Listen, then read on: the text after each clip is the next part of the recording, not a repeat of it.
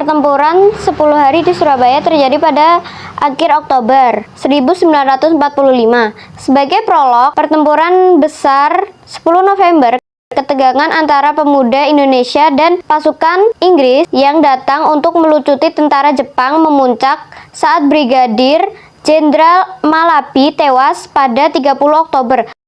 Peristiwa ini menyulut kemarahan Inggris dan memicu perlawanan besar yang kemudian dikenang sebagai Hari Pahlawan.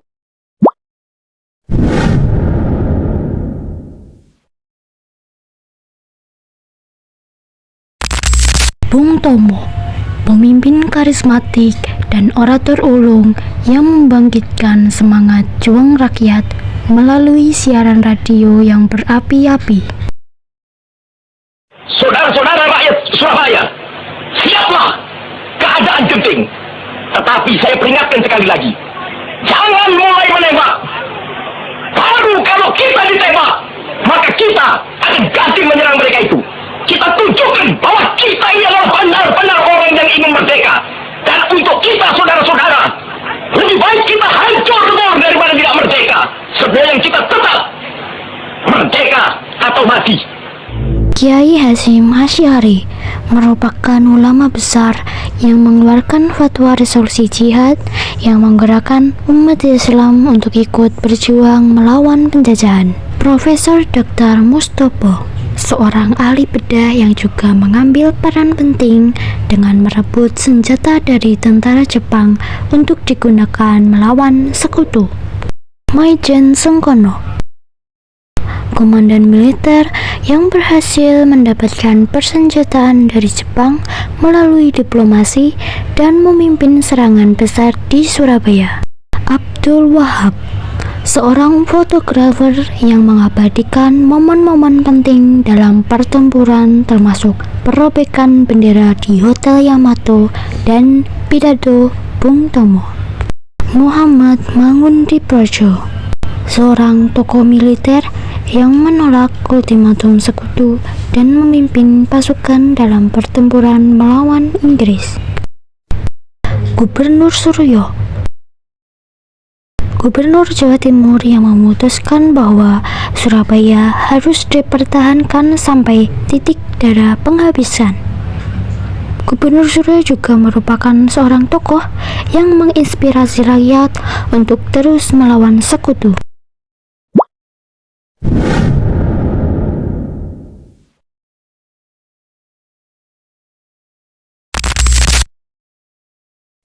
Yang pertama ada pendaratan sekutu pada 25 Oktober 1945. Pasukan Inggris di bawah Brigadir Jenderal Malabi mendarat di Surabaya untuk melucuti tentara Jepang, tetapi rakyat Surabaya menganggap mereka sebagai ancaman. Dilanjut dengan peristiwa kedua, yaitu ada ultimatum sekutu pada tanggal 27 Oktober 1945. Sekutu menuntut para pejuang Indonesia untuk menyerah, tetapi ultimatum ini ditolak mentah-mentah oleh rakyat yang sudah siap bertempur. Kemudian disusul dengan peristiwa ketiga yang terjadi pada 30 Oktober 1945. Pertempuran mulai pecah di berbagai titik kota, hingga puncaknya terjadi pada 30 Oktober ketika Brigadir Jenderal Malabi tewas dalam bentrokan di dekat Jembatan Merah. Kematian Malabi membuat Inggris marah dan merencanakan serangan besar-besaran.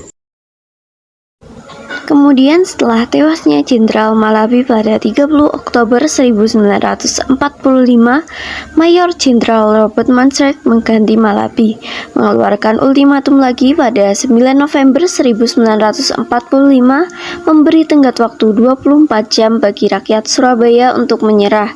Namun ultimatum ini kembali diabaikan.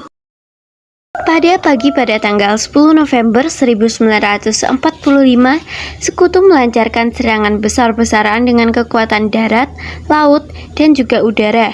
Mereka menggunakan tank, artileri, dan pesawat tempur untuk menghancurkan pertahanan Indonesia. Meskipun dengan persenjataan yang jauh lebih sedikit, pejuang Indonesia memberikan perlawanan yang sengit. Kemudian di peristiwa terakhir ada pertempuran gerilya. Setelah 3 minggu pertempuran, pasukan Indonesia terpaksa mundur. Namun perlawanan tidak berhenti. Pejuang Surabaya melanjutkan pertempuran secara gerilya, membuat pasukan sekutu kesulitan untuk menguasai kota sepenuhnya.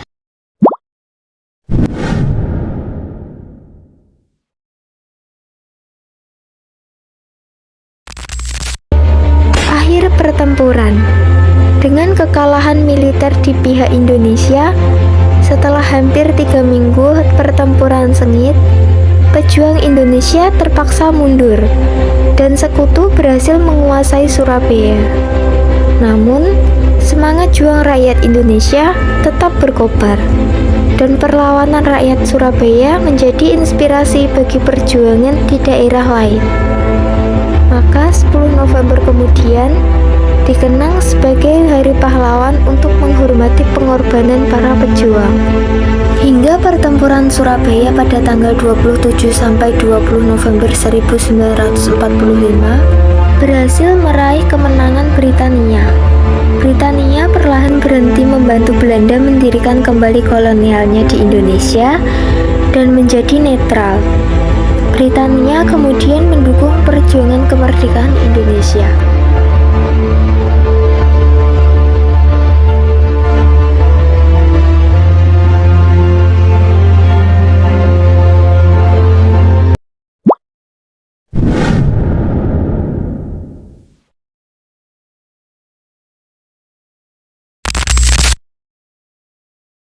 Dari pertempuran Surabaya tersebut yaitu 1. Korban jiwa besar, sekitar 20.000 rakyat Surabaya gugur dan ratusan prajurit Inggris juga tewas.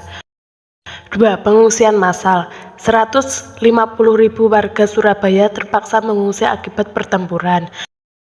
3. Perhatian internasional, perlawanan rakyat Surabaya menarik simpati dunia dan mendorong dukungan bagi perjuangan Indonesia. 4. Hari Pahlawan. Pertempuran ini diperingati setiap 10 November sebagai simbol patriotisme dan pengorbanan. 5. Kesatuan nasional. Pertempuran memperkuat persatuan di seluruh Indonesia dan menjadi inspirasi bagi perjuangan di daerah lain.